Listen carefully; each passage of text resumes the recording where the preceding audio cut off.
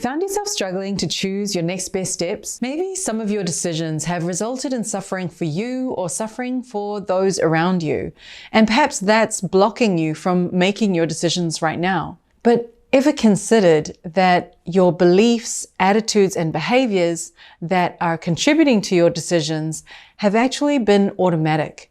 In other words, ever considered that your decisions are unconscious? In some way, your decisions weren't really yours. And you're not alone. Think of the number of people that are staying in jobs they hate, overeating, having an affair, staying in unhealthy relationships. Why do we do this to ourselves? Why do we find ourselves leaning towards unhealthy behaviors and then finding ourselves stuck in making good decisions for ourselves? We're going to explore why that is, and then I'm going to give you tips that I found useful that I hope will help you in your journey to make clear, conscious decisions. Hi, I'm Rosanne Clay, helping you deliberately create a life you love. First, let's understand how the decision-making process works in our brain. There's a part of our brain that takes care of inhibitory control and flexibility. That's the part that takes care of thoughts and impulses that are not good for you, and also the part that can adjust to changes and demands and priorities in your life. This part of your brain is called the prefrontal cortex, and if it's working well, then you make better choices and exhibit optimal behaviors such as problem solving, higher level feelings, and self-control. Further research has shown that children who have experienced toxic environments such as abuse, neglect, or stressful family situations tend to have negative growth in this particular part of their brain. What happens for a child when they're in a very stressful environment? Their brain develops strength around survival instincts, but the other areas of the brain don't develop because there's not as much energy going to those areas. As the child grows up, this can lead to engaging in inappropriate social behavior or taking unnecessary risks. It can even lead to avoiding kindness from others. What's even more interesting about the latest science that's come out is that when you're in survival mode, it can change your genetic coding so that your body becomes more efficient to be in survival mode. This also means that if your parents grew up in stressful environments, then their genetic coding was also modified, and you may have inherited genes that are in survival mode.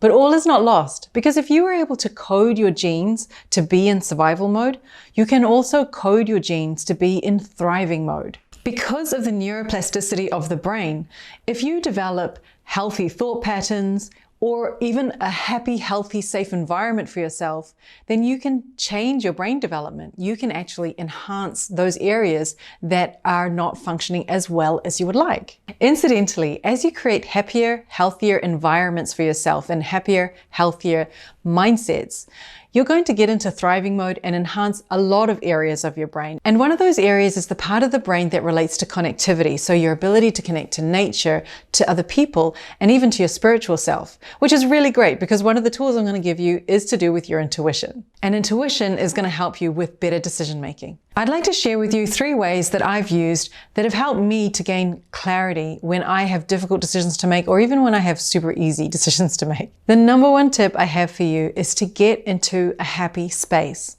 Simply getting into a happy space will create better decisions. So how do you do that? Go share a joke with a friend, laugh at some comedy movie. One of the best ways that I like to get into a happy space is to go out in nature. Nature always provides the vibes, the energy that you need to lift up your spirits. And when you're in that space, and when you're in nature, you can even take off your shoes and walk barefoot so that you really absorb the good energy of the earth. This really brings clarity. And when you're asking yourself questions in this space, you really get some good answers that are not based off fear, but based off possibility. The second tool that I like to use is to create a quiet meditative space for myself. And you might already have your quiet meditative space. You might have a prayer room, or you might go to a religious place. In this quiet space, allow yourself to ask yourself questions. not yes/no questions, but open-ended questions, and then feel into the answer. So this is where you're going to trust your intuition.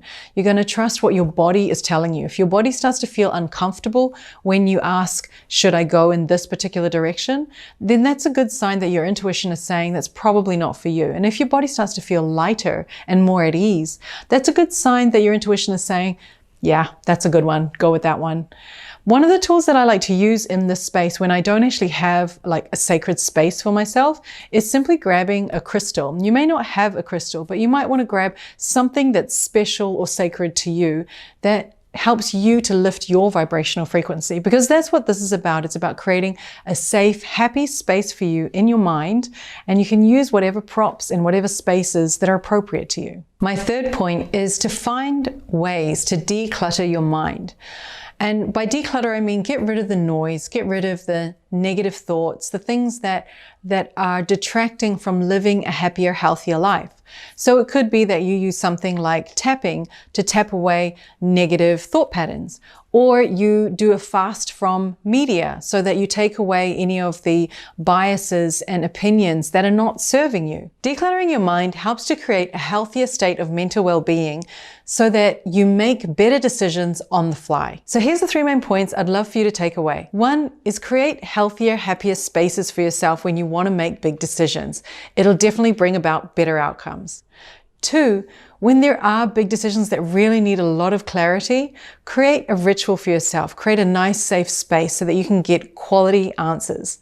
And 3, in your everyday life, to create quick, on-the-go, better decisions, start to declutter your mind, start to heal the negative thought processes so that you automatically are creating positive thought processes for yourself. Let me know in the comments if you found anything useful or particularly interesting. I'd love to know your thoughts. Sending you so much love and light on your journey. Bye for now.